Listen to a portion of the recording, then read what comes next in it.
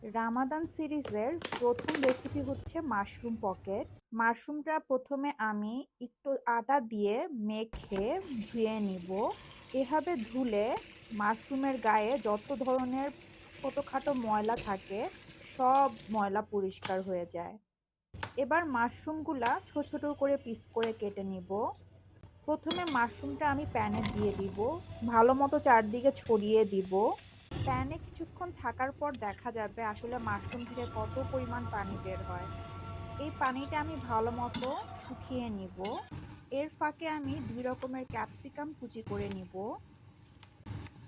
পানি শুকিয়ে গেছে, তাই এখন বাটার দিয়ে দিব।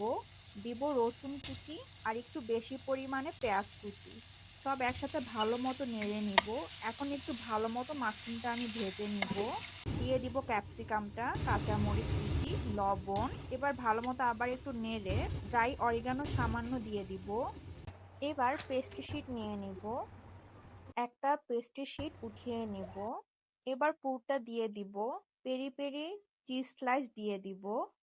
তারপর একটু পানি দিয়ে ব্রাশ করে র‍্যাপ করে নিব।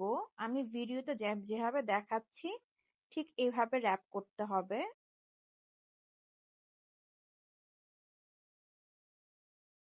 এবার একটা বক্সে আমি ফ্রিজে রেখে দিব। মাঝখানে একটা বেকিং শীট দিয়ে তার উপরে আবার কিছু মাশরুম পকেট রাখবো, তারপরে ফ্রিজে সংরক্ষণ করব। আমি আপনাদের জন্য কয়েকটা মাশরুম পকেট ভেজে দেখাবো। আর অবশ্যই এই রেসিপিতে peri peri cheese slice use করবেন, খেতে কিন্তু বেশ লাগে।